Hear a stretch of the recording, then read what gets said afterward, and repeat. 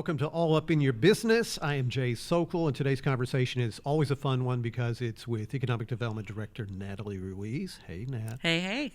So in the tradition of our old podcast called Is This a Thing?, we're going to discuss the business landscape in terms of what's coming, maybe a little bit of what's probably not coming, and maybe even some things that we're still hoping for. So, Natalie, I'm about to get all up in your business. So you and I talked a little bit before we sat down about some of the topics that we wanted to hit. And I thought we would just go straight down to South College Station because there's always stuff going in now at Tower Point and Caprock. So you want to walk me through some of the highlights there? Yeah, we've seen quite a bit of development there recently. IHOP just opened this week, the new restaurant there at Tower Point. We've also seen Tad's, the Cajun Kitchen. They've broken ground right next to the Lowe's there at Highway 40. Seen announcements and permits for Great American Cookie Company, Marble Slab over in the Caprock area. They've also submitted plans for a new office building that has capabilities for 2 restaurants at the first level that we're working on trying to fill. Some of the other things that are happening over there, we've got Walk-Ons, the bistro, sports bar, that just pulled permits recently that'll be there next to Saltgrass. They just pulled their permits this week. Pie in the Sky, the Old Bush's Chicken, they'll be open sometime in late May, early June. So let me stop you on that one. Is Pie in the Sky, is this a franchise or is this actually a locally owned original business? From my understanding, it's a franchise started out of the Austin area. And so they're branching out into College Station, and their menu looks pretty good. All right. A lot of good sweets. Okay. But those are the big things that are happening in the Tower Point area, unless you want to talk about what may be not coming. Okay, we can get to what's not coming in just a second. Okay. But I will tell you that I got a really nice email from our listener, because we may just have one. Right. And who has just opened, I think, a new business down in South College Station called Little Land Play Gym. Is that right? Yes. That's the building that so many people have reached out to us as to what's going in behind the Walmart there on Longmire. Okay. There's a strip center there, and for the longest we didn't know it was going in there, but recently permits have been issued for a Zoner's, pizza, wings, and waffles, so a restaurant that will go in that center, as well as the Little Land Play Gym. Okay. Will also be in that same center. So I passed that the other day, didn't realize what all that was going to be. Right. So that's what it's going to be. That's what it's going to be. Okay, so back down closer to the Tower Point and Caprock area. Something that we thought was coming in suddenly is not coming in. Gringos. Yes. What happened, Natalie? Well, the short answer is I don't know. To be perfectly honest, they came in, made the announcement. We worked with them on a site plan, issued full building permits about a year ago. They were getting ready to start construction, and then they notified us that it was going to be delayed, that the franchisee of this area also has some restaurants in Houston that took on damage from Hurricane Harvey that wasn't planned. So they were going to focus on those repairs before they moved to College Station, but they were still coming. And then in the most recent, in some of the social media that we've seen, they made an announcement they were coming to the Katy area and that they weren't going to move forward with College Station at this time. Trying to figure out, I've reached out to corporate, I've reached out to the local franchisee as well to try to find out, is it postponed? Have they completely pulled out of the market? What are the plans? And so that's why I'm saying I don't know. Yeah. I've reached out to them a couple of times, and we'll continue to track that down and see what their plans are. So you've kind of helped train me that until you see something sprouting from the ground, that it could always pivot and go the other direction. It can, and that's one of the things in this business. You get excited, especially when you've been working with a particular group about bringing them to your community. When they say they're coming, you're all pumped, you're excited. They come in and file site plans. When they start spending money, you get more excited because it's more of a thing. Right. Once they start spending money and have their financing and are designing buildings and actually pulling the building permit, they've spent a substantial amount of money in this community. So the further you get along in the development process, the more, there's never a sure thing, but the more of a sure thing it could be. Yeah. And that's why we felt really strongly about Gringos was definitely a thing until we found out it wasn't. Right. So maybe by the time you and I sit down again for a conversation like this, maybe you'll have a little more insight about Gringos. I hope so, definitely. Let's fly over to Northgate, because I know you've told me that there are some things coming to Northgate that maybe we haven't heard about. There are, and I think the things that we've talked about mostly have been new student housing. Right. Rent by the bedroom. In the last several years, last 5 years, we've seen about 7,000 beds in the Northgate area. So from a market perspective, typically when you see a large increase of rooftops or beds in this example, retail tends to follow. And so we're starting to see more retail interest in the area. We've seen more traditional retailers that are looking at maybe changing up their concept to more of an urban general retail type situation. Difficulty is finding the dirt to do it, or an existing building as well. Now, the Aspire building that is recently completed is, we have Fajita Pete's that has pulled permits there. Which has announced that they're coming, the sandwich location as well. Yeah. And so we're starting to see more restaurants and more retail interest in the Northgate area. And I'm hoping over the next 18 months to 24 months that we'll be able to release some more commercial interest in the area. Didn't you tell me the other day there was a coffee place? Yes, a new coffee place that has announced as well in the Northgate area. So we're starting to see a little more interest other than nightclubs in Northgate. Okay. Now, I know you're not the project lead on this, but I think that the city recently funded a comprehensive study of the Northgate area in terms of mobility, how people are moving around, because the way it's currently designed is probably 20 plus years old. Right. And we're just not the same Northgate anymore. So in terms of what you're aware of and your interest in it, what it could help you do in Northgate, can you talk about that a little bit? Yeah, Debbie Eller out in our community development department is the lead on that. And it's more of an operations plan, really looking at how we operate in that area from a police and fire standpoint, pedestrian, bicycles. When that area was planned, 15 years ago, and then we updated about 10 years ago, we lifted the lid in terms of density, what you could put there, really raise the height limitations, the density, and let the market dictate that.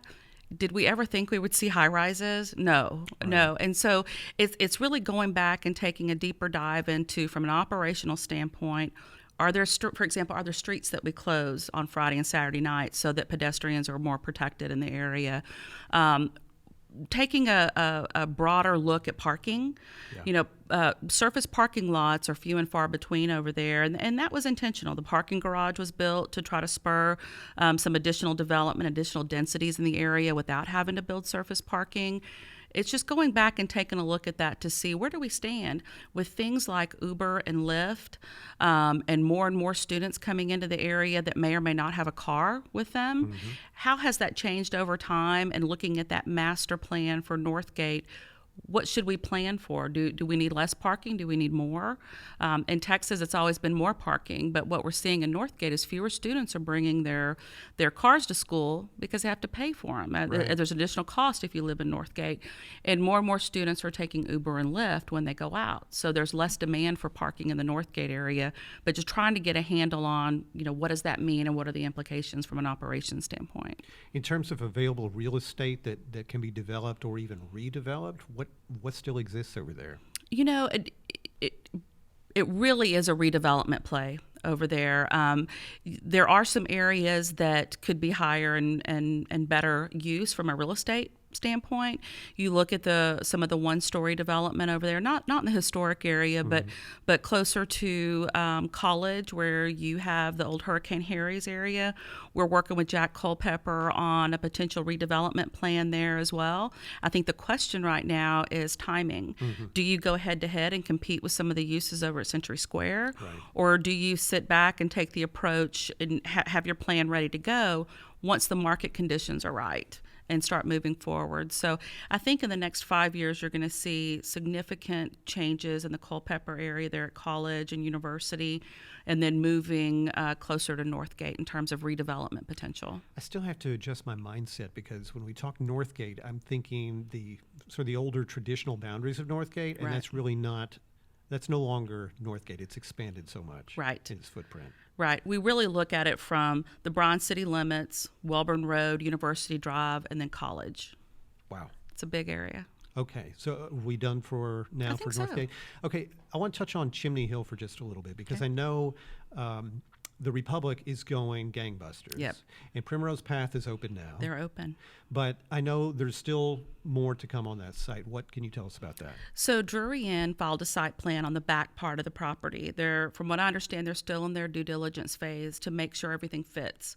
And in that particular area, it's making sure that you have enough parking for all the uses that are there and for a hotel of that size. Right. So we're reviewing the site plan on the Drury Inn now. We're also reviewing site plans for the Starbucks with the drive-through there at that location. Now, there's still a prime corner there close to Hilton that could also be a strip center with a couple of uses. It could be a large restaurant. There's tons of potential for that corner in terms of a new restaurant.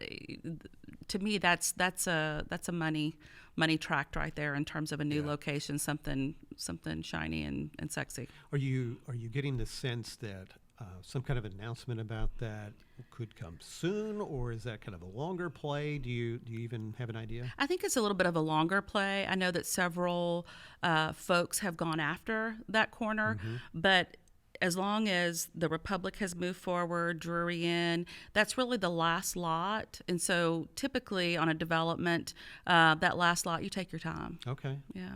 All right. And what's the timeline? Remind me, because we've talked about it before, the timeline for the drive-through Starbucks? We're reviewing site plans now, hope to issue permits later this summer, and I'm not sure what the construction time frame is, but they're ready to move. All right.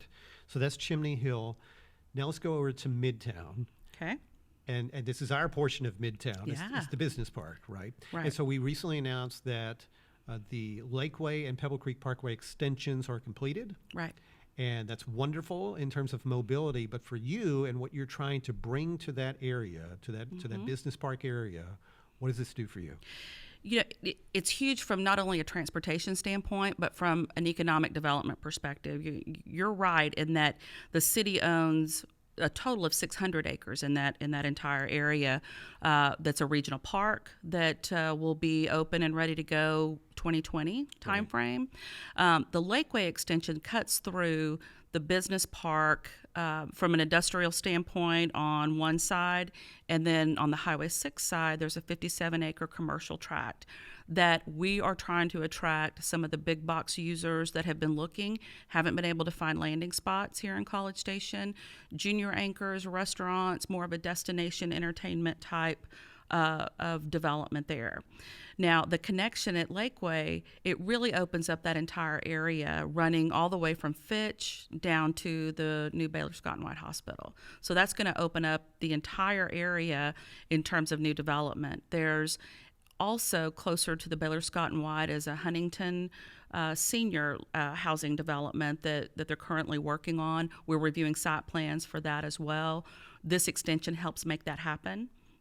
In addition to, there's a private piece that James Murr is developing in the area to where he's entered into letters of intent. Could be a thing. We're still working through all the details, but for a hotel, some additional senior living, as well as market rate multifamily that would be part of that, and then a recreation center for the residents over there. Yeah. So there's a lot of things that once you open up Lakeway, you have the access, you have water, you have sewer. It will open up that entire area for more development, not just on the city's tract, but also private tracts over there. So how big of a deal is this? Because how many other 600-acre areas does the city have access to open up? Right. And we didn't purchase that 600 initially with this overall vision. We pieced it together over time through, we need a business park, we need a regional athletic facility, major greenways that are coming through that area, being able to extend more hike and bike trails. The Lick Creek Trail comes through that area. I don't know if you've walked it or ridden your bike. It's It's fantastic. So we're probably not going to replicate this anywhere else in College Station. No. This is the only place in College Station where Lick Creek and Spring Creek converge. Yeah. And so there's a lot of open space, but there's also potential for new businesses, new homes. In my mind, this is the area that we're going to see some of the biggest development changes in the next 3 to 5 years. That's exciting. Yeah, it is. Okay, so that's Midtown. All right. What are the odds of you bringing me a Buc-ee's to College Station? Oh, Buc-ee's, that's one of those, we have our recruitment list that we go through and we say, okay, what areas do we need to fill in our market? Is it restaurants, clothing? Beaver Nuggets. So beaver nuggets are at the top of our list. Okay. I mean, you can't be from Texas and you can't drive up and down 290 and stop at the one there at Waller and not be a fan of Right. beaver. We've had several conversations with Buc-ee's. They're real estate folks. They've been poking around for several years. We even got the opportunity to meet Beaver Applin, the founder, who's an Aggie. Yeah. He was here speaking on campus, and we just happened to be there and happened to invite him to drive around and look at some sites. And trying to explain that to my boss on a Friday afternoon that I'm out driving the highway with Beaver was an interesting one. But they're definitely interested. They want one here in Aggieland. They'd like one here in College Station, further south of town to intercept some of the Houston traffic that's coming in. Right. But they're very particular about their locations. They've changed their location formula over time. They want to be just far enough out that they can pick up traffic coming into town, but they want to be close enough in town to be able to intercept locals as well. So there's only a few locations that they're looking at and that would meet that criteria, and they're actively working those. So it's one of those things that, gosh, we definitely want it to be a thing. It's just finding that right location and the right deal for them. So they have different footprints, I think. I mean, Right. some are big, some are supersized. I heard there's a travel center version. What makes sense for College Station? What could be done here? I think what makes sense here, what could be done is the larger travel centers. Now, we're not an interstate. Right. We're on Highway 6, but there's a ton of traffic that comes through here, whether it's game day weekends, special events, or folks just traveling through our area. I think the Waller size is a very large footprint, but it's something I think that could do well here. Even if you didn't build it entirely in the first phase, it's something that you could expand upon. And I don't know, I get pretty excited thinking about not only Beaver Nuggets, but all the Aggie merchandise and that they could have as part of that, having a Buc-ee's presence here in Aggieland. What kind of sales tax revenues does a Buc-ee's location generate? Man, it's huge. Yeah. They looking early on, you've got to kind of back out some of the fuel sales tax because fuel sales is a huge part of their business. Right. But the sales tax, it's even larger from. And I'm having to pull back from memory, and that's scary. But it's on the same lines as a Costco would have Wow. in this community. I mean, it is in terms of the amount of sales that they do at a large Buc-ee's. It's a game changer for sure. Yeah. And what typically can be done around a Buc-ee's? I'm sure that serves as some level of an anchor for development. I mean, what typically happens? In different areas, I think they've experimented with that in other areas. There's not a specific formula, Okay. but when you have something like that in a community like ours, when you have game day weekends, things like that, you would also see other restaurants, other retailers that could feed off of folks coming in and out of the site. Right. Okay. You make that happen. You got it. Okay. You got it. So what have we missed that maybe you have on your list, but I don't have on mine? Anything else come to mind? No, there's in terms of Jones Crossing, we're starting to see some momentum out there at the new HEB Center. Right. Some interesting uses that have announced that they're coming. Chicken Salad Chick is a new franchise to this area. Right. That's an interesting concept. A new boutique in terms of it's a local boutique Threads. Someone that hasn't been in the clothing industry that's branching out into that's local. Good. It's an interesting story. 0 Degrees just opened recently. Pretty cool concept, great drinks, great fruit, fresh fruit drinks and smoothies. And Orange Theory Fitness has announced that they're heading out there as well. So we're starting to see a little more momentum at Jones Crossing other than just the HEB. Mod Pizza is open. Mod Saw Pizza that. is open, and we just issued permits for a new Chick-fil-A drive-through. Oh, great. Yeah. Well, that won't generate any traffic at all. No, not at all. That's exciting about Jones Crossing. Yeah. Good deal. Okay, so by the time we talk again, what else do you hope to be able to share with us? What kinds of things? You know, we're really focused on the entertainment side of things. We attend a state and a national conference every year, and that national conference is coming up at the end of May. So we're scheduling all of our visits with retailers and developers who are interested in coming down here and either opening a new business or developing a piece of property to market to newer businesses.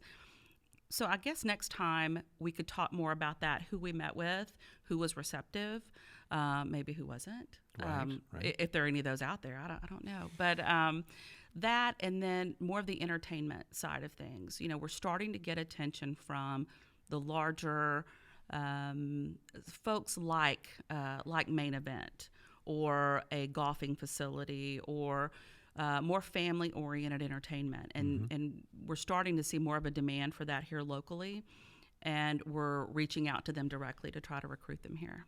All right. I think we covered some ground. Good. We did all right. Good. And thank you for letting me get all up in your business. You're welcome. All right. That's it for this time. We'll see you next time. Thanks.